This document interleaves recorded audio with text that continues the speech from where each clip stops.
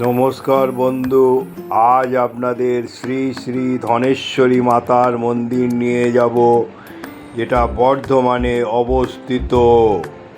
আজ আমার গন্তব্যস্থল হবে হাওড়া থেকে। হাওড়া মেল লাইনে লোকালে করে আজ আমি যাব বর্ধমান। 8:05 বর্ধমান লোকাল দিয়ে দিয়েছে। এই লোকালে করে আজ আপনাদের নিয়ে যাব বর্ধমানে শ্রী শ্রী ধনেশ্বরী মাতার মন্দিরে নিয়ে যাব। বর্ধমান মেল লাইনেও হয়ে যেতে পারেন বা বর্ধমান কড লাইনেও যেতে পারেন, এবং এক্সপ্রেসেও আপনারা বর্ধমান চলে যেতে পারেন। বর্ধমানে গিয়ে 3 নম্বরে দিলে 1 নম্বর দিয়ে বেরোবেন। শ্রী শ্রী ধনেশ্বরী মাতার মন্দির 141 বছর পূর্তি। মহামান্য মা রাজধীরাজ বর্ধমান অধিপতি শীল ও শ্রীযুক্ত মহাতার চন্দ্র বাহাদুর একমাত্র কন্যা ও পুণ্যার্থ মহিষী রমণী রাজকুমারী শ্রীমতী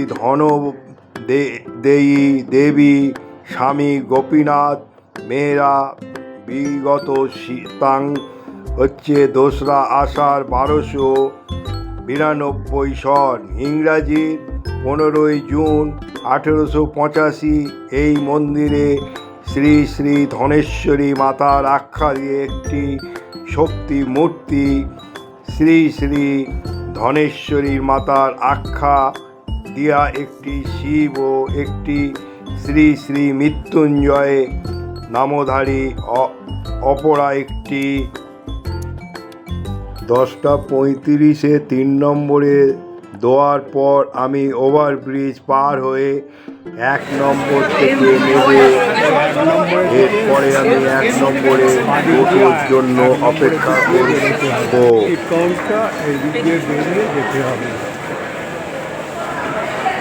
এদিক দিয়ে বেরিয়ে নিয়ে যাব। এ হলো বর্ধমান স্টেশন। এইখান থেকে অটো সব পেয়ে যাবে। এ হলো বর্ধমান স্টেশন। এই স্টেশন থেকে এবারে আমি টোটোর জন্য অপেক্ষা করছি। আজ আপনাদের বর্ধমানে শ্রী শ্রী ধনেশ্বরী মাতার দর্শন করাবো।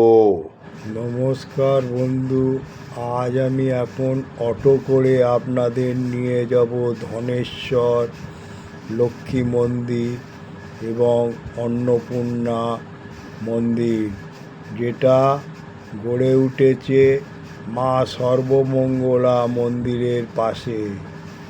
চলুন আপনাদের সেখানে নিয়ে গিয়ে দর্শন করাই।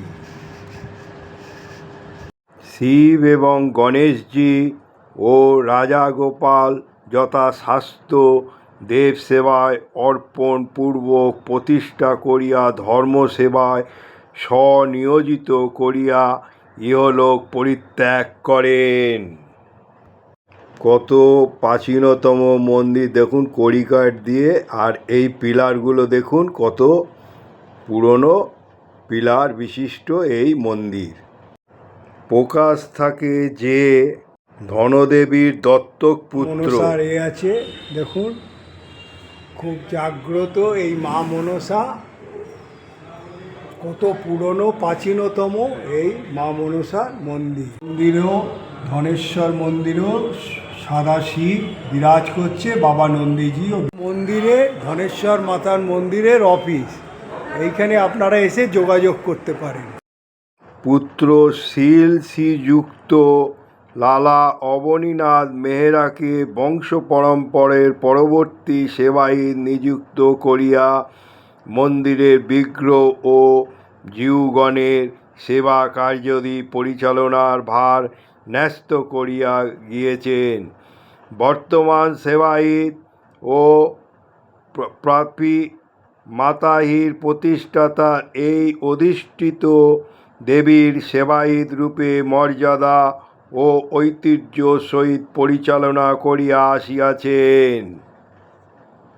রাজকুমারী ধনদেবী মন্দির প্রতিষ্ঠাত্রী।